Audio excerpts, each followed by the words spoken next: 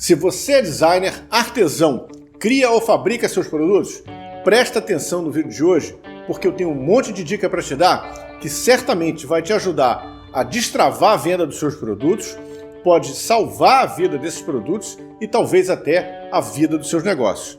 Me acompanha porque vai valer a pena. Esteja você voltando, esteja você chegando aqui pela primeira vez, muito boas-vindas ao Criativo Lucrativo, um lugar em que a gente fala sobre design, criatividade, luminárias e vários assuntos relacionados a isso, ou não também, o que der na telha a gente vai falando. E se você gostou da proposta, gosta desses assuntos, desses temas, aproveita, se inscreve, lembrando de marcar o sininho para você ficar sempre a par de tudo que sai aqui no canal sobre os vídeos novos, lembrando de marcar o sininho e botar para ser notificado a todo vídeo novo que chega, porque aí você vai estar sempre sendo avisado cada vídeo novo que chegar e vai poder acompanhar todos os lançamentos aqui do canal. E o assunto de hoje é o erro. Afinal de contas, quem nunca errou, né? Errar faz parte da nossa rotina. Ou como diz o ditado, quem nunca errou é porque certamente nunca tentou. Então a gente tem que aprender a conviver com o erro e, obviamente, a gente também tem que entender que a gente precisa aprender com o erro. Não é errado errar. A percepção do erro ela tem mudado muito ao longo dos últimos tempos, né? Antigamente o erro era uma catástrofe, muitas vezes as pessoas eram demitidas por erros e hoje em dia a gente entende que faz parte do aprendizado. É óbvio que a gente também tem que compreender que errar não é necessariamente, obviamente, dependendo das circunstâncias, uma catástrofe, né? No dia a dia a gente erra muito, agora também a gente não precisa se habituar ao erro. É importante a gente entender que ele acontece, mas também procurar evitá-lo, né? Procurar saber contornar esses erros. Eu mesmo já errei muito, como todo mundo, né? Não teria por que ser diferente. Errei, continuo errando, só que cada vez menos a gente vai errando, a gente vai aprendendo, vai errando cada vez menos, os erros são cada vez menos graves e mais facilmente contornáveis. O importante é exatamente isso, a gente aprender a evoluir com o erro. Então eu selecionei aqui, quando a gente fala em lançamento de produto, criação de produto, eu selecionei aqui alguns erros clássicos que costumam acontecer com muita frequência. Eu vejo isso com meus alunos, com colegas de trabalho, porque esses erros não são exclusivos de iniciantes, pelo contrário, eu já vi muita gente muito profissional, experiente, recorrendo nos mesmos erros, repetindo com frequência, e justamente por isso eu selecionei esses erros para a gente poder avaliar um a um e perceber principalmente não só quais são esses erros, como eles acontecem, mas também entender como é que a gente pode contornar esses erros e se beneficiar com isso. Começando pelo início, erro número 1. Você não é o seu cliente e nem a sua mãe. A coisa mais comum, se você inclusive me acompanha meu trabalho, sabe que eu estou recorrentemente falando disso. Uma das coisas mais comuns que acontece com todo criativo é criar para si. A pessoa querer criar o que ela gosta, o que ela gostaria, o que ela deseja. É óbvio que muita gente tem essa necessidade real de criar alguma coisa que de fato faça algum sentido para ela. Acontece que a gente tem que lembrar que o nosso cliente não é a gente. O cliente que está desejando comprar o seu produto não é necessariamente você. Geralmente ele não é. Ele não pensa como você, não tem os mesmos desejos que você tem. Então é importante você ter isso em mente e começar a criar pensando no seu cliente. Porque caso contrário, como acontece com muita frequência, a gente cria pra gente e o produto não sai da prateleira, porque ele simplesmente não interessa a ninguém, somente interessa a gente. E muita gente, quando eu argumento isso, fala assim, não, mas eu mostrei para outras pessoas, mostrei pro meu pai, pra minha mãe. Sério isso? Não dá nem para começar, né? Opinião de mãe não vale aqui. E amigo entra no mesmo bolo. Amigo pode até ajudar a divulgar, dar uma força, vai no lançamento, toma umas cervejas, mas fica por isso, o amigo não compra. A gente tem que se fixar em quem realmente paga as contas, quem vai comprar o seu produto. Você precisa fazer o seu produto para o seu cliente. E esse é um dos erros mais clássicos que existe. O criador não criar para os outros, criar para si. A solução? Conhecer o seu cliente, você saber quem ele é. Se você já tem uma carteira de clientes, isso certamente vai ficar muito mais fácil. Basta, às vezes, numa simples conversa, você começar a bater um papo, entender melhor o que eles querem, fazer perguntas mesmo, perguntar o que eles gostam, o que eles querem, o que eles gostariam, entender qual é a opinião deles a respeito dos seus trabalhos. E se você também não quiser, de repente, fazer uma coisa tão informal ou não tiver cabeça, às vezes não se sentir à vontade para perguntar, faz um questionáriozinho breve, rápido, que você possa usar numa entrevista também breve para seus clientes. Certamente isso daí vai te trazer informações super valiosas. Ah, mas espera aí, eu não tenho nenhum cliente, estou começando agora, como é que eu faço? Bom, existem também algumas alternativas. Uma delas é você desenvolver uma persona, você criar uma personagem, um padrão de pessoa que você pretenda atender. A criação de personas é um processo que não é super complexo, mas observa algum tipo de roteiro e eu pretendo ainda abordar isso aqui futuramente no canal. Mas certamente esse é um caminho. Uma das alternativas que eu fiz muitos anos atrás, na era pré-internet, quando eu estava procurando um cliente, eu procurei lojas que tinham o tipo de cliente que eu gostaria de atender. E comecei aí nessas lojas, começar a entender quem eram os clientes dessas lojas, observar o que eles compravam, como compravam, de que forma as coisas aconteciam, e com isso eu comecei a traçar o perfil do cliente que eu desejava atender para poder atender ele da melhor maneira possível. Erro número 2. Cuidado por onde você anda. Quem nunca recebeu uma proposta ou recebeu alguma dica do tipo: olha, se você fizer esse tipo de produto, vai dar super certo. Olha, esse negócio daqui é ótimo. Começa, entra nele, porque vai funcionar garantido. E de repente, esse negócio, esse produto era uma coisa que a gente nunca fez na vida, a gente não tinha menor conhecimento, mas como a gente estava sendo de repente estimulado, a gente fica com aquela vontade, né? Pô, peraí, eu vou entrar nesse negócio porque vai dar super certo.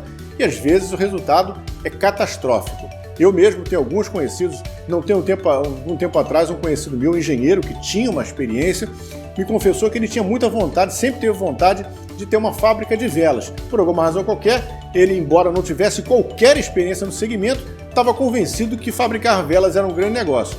E de fato, existem muitas pessoas muito bem-sucedidas dentro desse mercado de velas artesanais. O problema, como eu falei, ele não tinha conhecimento nenhum do mercado. E é óbvio que o resultado não foi nem um pouco animador. A coisa simplesmente não deu certo, justamente porque ele estava se embrenhando em um terreno absolutamente desconhecido. Então, quando você receber ou pensar nesse tipo de alternativa, toma muito cuidado. Você começar a fazer uma coisa da qual você não tenha qualquer conhecimento, pode ser uma grande roubada.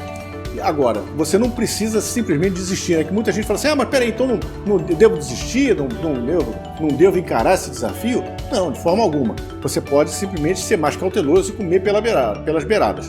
Bom, mas nesse caso, quais são as alternativas? Você pode, por exemplo, se associar a alguém que já tenha conhecimento desse mercado, já tenha alguma experiência comprovada nesse mercado. Ah, mas peraí, eu não gosto de sócio, eu gosto de trabalhar sozinho. Não tem problema, você pode estabelecer parcerias, às vezes com vendedores desse segmento, fornecedores, pessoas que também já tenham conhecimento desse mercado, saibam como esse mercado funciona. É importante você, quando entra no mercado, entender como é que ele funciona, saber como é que as pessoas compram, como elas vendem, se existe alguma sazonalidade, você entender mais a fundo do mercado.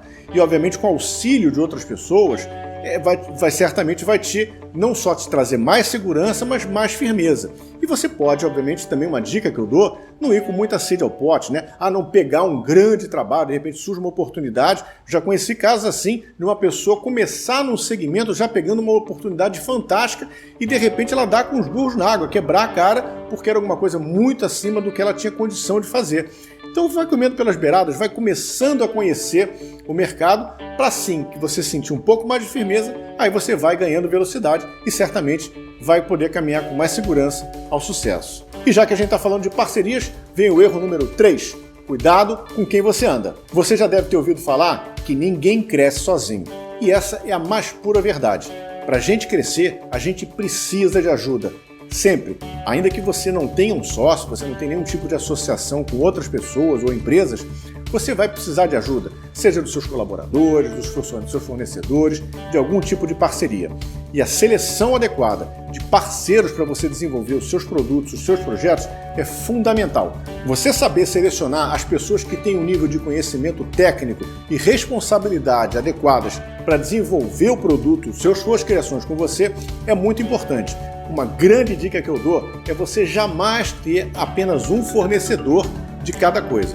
O ideal, pelo menos aqui, eu pelo menos trabalho com pelo menos 3 fornecedores de cada assunto, cada tema, né? Então, se você, por exemplo, trabalha com marcenaria, você tem fornecedores de madeira, você tem que ter 3 fornecedores de confiança para você trabalhar.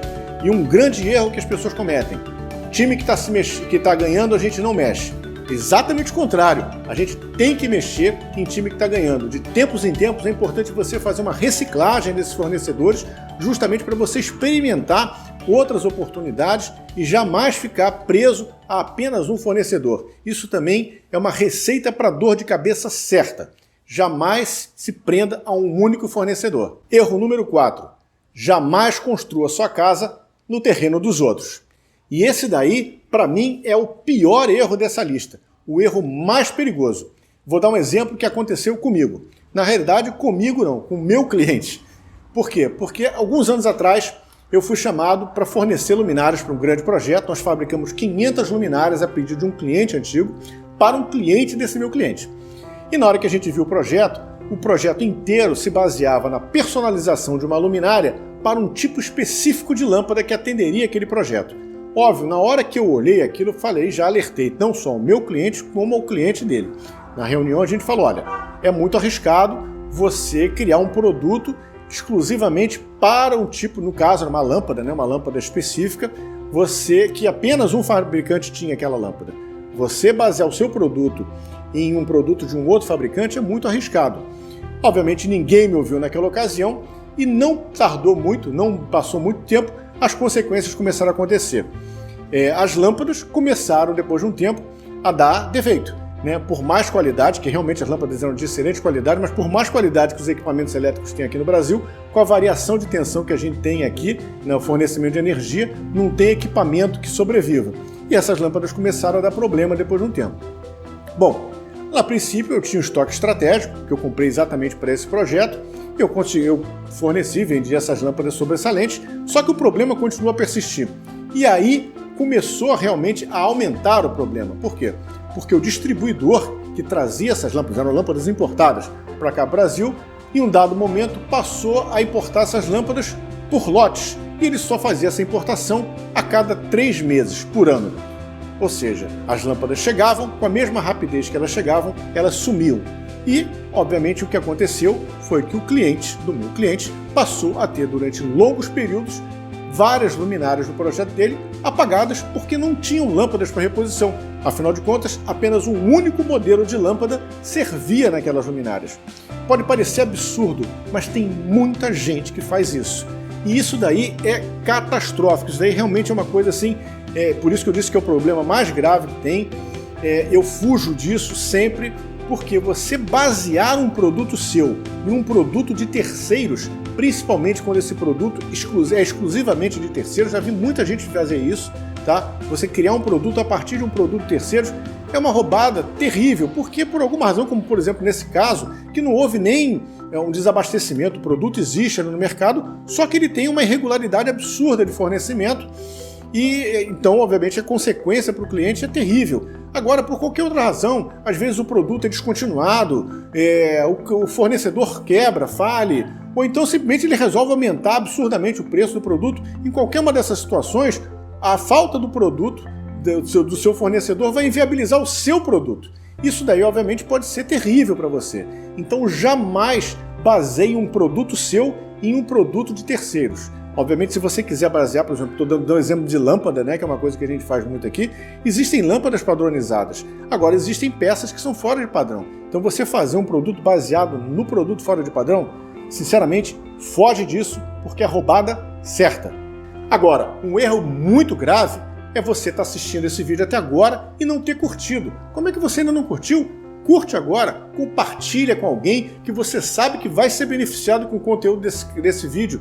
Isso daí é muito importante para o canal crescer e para outras pessoas também se beneficiarem desse conteúdo. Erro número 5, você não é perfeito e jamais será. Calma, calma, não é nada pessoal. Eu também tenho consciência de que não sou perfeito e baixa consciência ainda de que jamais serei. Se a gente começar a falar aqui sobre perfeição, a gente vai entrar aqui em uma discussão filosófica, porque a perfeição, teoricamente, ela é intangível. A perfeição é algo divino. O que eu estou querendo dizer com isso? Alguns anos atrás, eu batia com certo orgulho no peito e falava, eu sou perfeccionista, acreditando que isso daí era uma certa forma de autoelogio. Com o meu amadurecimento pessoal e profissional, eu comecei a perceber que, ao contrário de um elogio, o perfeccionismo é um grande atraso de vida. E antes que você já dê um dislike aqui, porque eu sei que muita gente não gosta de ouvir isso, deixa eu me explicar. Como eu estava falando, a perfeição ela é intangível. A perfeição, vou dar um exemplo aqui que eu costumo dar. Se você pudesse ressuscitar Michelangelo e colocá-lo sob o teto da Capela Sistina com um pincel e uma lata de tinta, eu posso te garantir que ele iria dar um jeito de retocar alguma coisa. Para ele ia ter alguma coisinha para mexer. E se você começar a refletir a respeito das peças que você cria, você vai começar a perceber também que o que você cria precisa sempre ser mudado. Todo criador sempre dá um jeito de retocar o que ele faz, porque ele nunca acha que está bom. A pessoa que você é hoje não é a pessoa que você foi ontem quando você criou a peça. E hoje você tem interesses, necessidades, vontades diferentes da que você tinha. E esse é um erro clássico, a gente buscar a perfeição achando que não tem que ser perfeito. A perfeição, ela é intangível. Você tem que procurar, sim, fazer o que melhor você consegue fazer naquele momento. Você tem que procurar a qualidade, a excelência. Buscar excelência e qualidade é diferente de buscar a perfeição. A perfeição, ela é intangível. E aí o que acontece, muitas vezes, é que a gente fica naquele lustrando o produto até ele estar perfeito para ser vendido e a gente nunca mostra para o nosso cliente. O que não é mostrado não é visto e o que não é visto não é vendido. E às vezes o que acontece, eu tenho um caso de um conhecido meu que passou durante 6 anos desenvolvendo uma luminária. E quando ele mostrou a luminária para avaliar, para ser vendida pelo mercado, que assim, naquele momento ele achava que estava perfeita, a luminária era simplesmente legal, ok, era bacana, mas não tinha nada demais. Então ele passou 6 anos achando que estava alcançando a perfeição, perdeu um tempo enorme, dinheiro por um produto que era mais ou menos. Então se você tem, hoje em dia se fala muito no conceito de produto mínimo viável. Quando você tem um produto minimamente viável para ser experimentado, você tem que botar ele para a luta. Ele tem que ir lá testar para ver se ele tem algum retorno, se realmente ele faz sentido para as pessoas que você quer, para quem você quer vender. Você tem que mostrar. Você não precisa fazer um grande lote, lançar e vender. Não, de repente você faz uma pequena quantidade, mostra para clientes habituais, começa a observar o retorno deles. A maioria dos clientes não vê o que nós vemos. Volto a falar, isso não significa fazer com pouca qualidade. Você tem que sempre buscar a excelência e a melhoria contínua. Isso é diferente de você querer ficar lustrando e achando que tem que ficar perfeito. Não trave o seu produto. Geralmente quem trava o produto da gente somos nós mesmos. O produto precisa ser mostrado. Lembrando, o que não é mostrado não é visto e o que não é visto não é vendido. Sexta e última falha. Você pode levar muito jeito para a venda, mas não é um vendedor. Geralmente a parte de vendas é o grande calcanhar de Aquiles da maioria dos criativos. Embora, a verdade seja dita, eu conheço vários criativos que são excelentes vendedores. Agora, você tem que definir o que você quer para você. Você vai ser o vendedor ou vai ser o criativo? É óbvio, quando a gente está falando do início, quando a gente está começando, a gente tem que fazer de tudo. De lavar banheiro, a trocar lâmpada, a varrer o chão, a fazer o produto, a vender, tudo bem, isso daí é natural, mas a gente sempre tem que ter em mente que vai chegar uma hora em que você vai precisar começar a profissionalizar as suas atividades. E o ponto ideal para você começar a profissionalizar essas atividades certamente é a parte de venda. A venda, ao contrário do que muita gente encara, ela tem que ser considerada sim uma atividade profissional. Eu estou dizendo por quê? Porque muita gente acha que, não, o meu trabalho é fabricar. Aí depois, quando eu acabo, eu vou vender. A atividade de vendas é uma atividade que ela tem que ser exercida diariamente por um profissional, uma pessoa que esteja dedicada a isso. Isso daí não é um hobby, não é uma atividade complementar. Ela é fundamental para que o seu negócio sobreviva. Produto que não vende não gera receita. Empresa sem receita quebra. Então, a minha dica é, assim que você tiver condições, mais uma vez falando, eu já falei de parceria mais uma vez aqui, estabeleça algum tipo de parceria. Existem representantes que estão sempre dispostos a conhecer produtos novos, ou às vezes sim, você pode ter algum conhecido, algum colega, alguma pessoa indicada que possa começar a vender os seus produtos, até mesmo porque a venda é muita experimentação, você vai experimentar às vezes vários vendedores até começar a dar certo com um ou com o outro. Então você começar a pegar uma pessoa que faça diariamente o trabalho de venda, de prospecção de clientes, isso é fundamental para que você realmente comece a crescer. Chegamos ao final de mais um vídeo. Eu quero te agradecer demais por você ter me acompanhado até agora. Muito obrigado. A gente se vê no próximo vídeo e eu te desejo muito sucesso.